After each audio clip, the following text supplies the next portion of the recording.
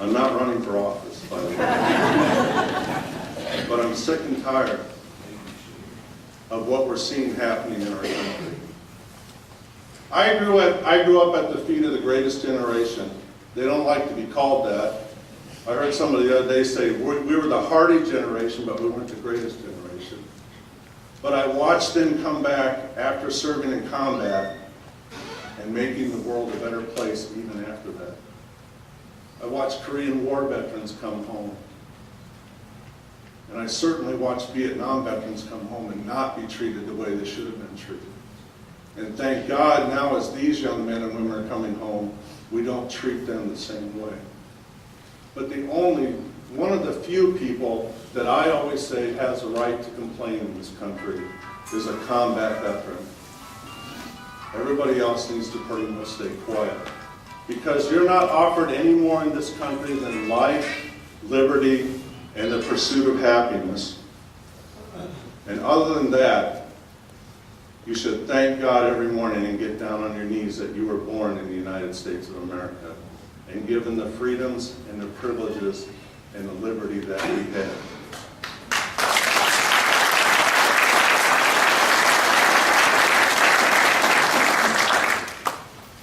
So my last thought to you is that we just need to say thanks. Sometimes it's just as simple as that. My daughter called me last night and said thanks. And I said thank you. Sometimes that's all it really takes. You know that fewer than 10% of Americans can claim to be a veteran. We honor the 23 to 25 million veterans who, from the greatest generation now to this later generation, have given their time, their blood, their sweat, and their tears for this country. You can open the Times-Union almost any evening and see the obituary with the small American flag.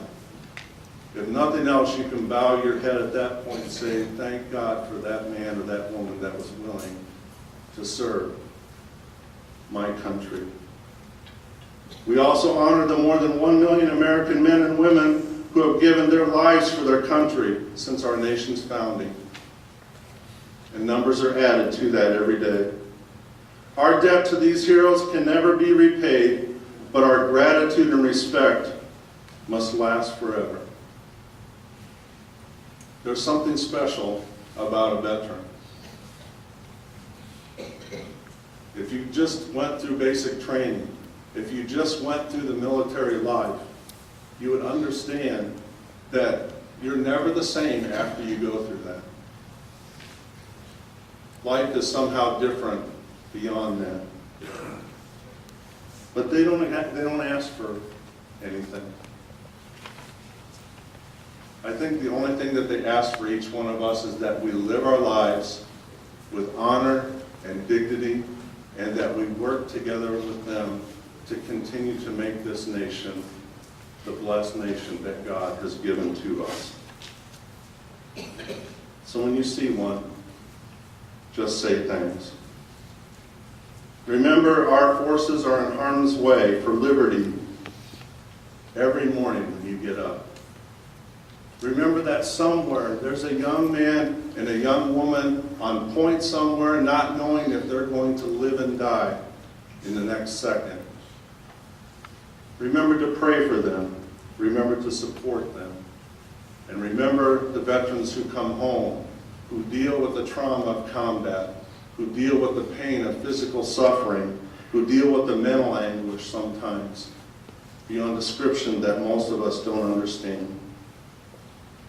After the Battle of Britain, Prime Minister Churchill told the world, "Never was so much owed by so many to so few."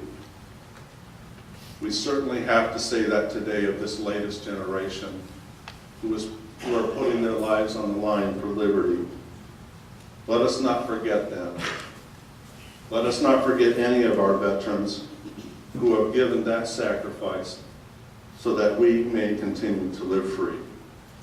Today I say God bless our veterans and God bless America. Thank you.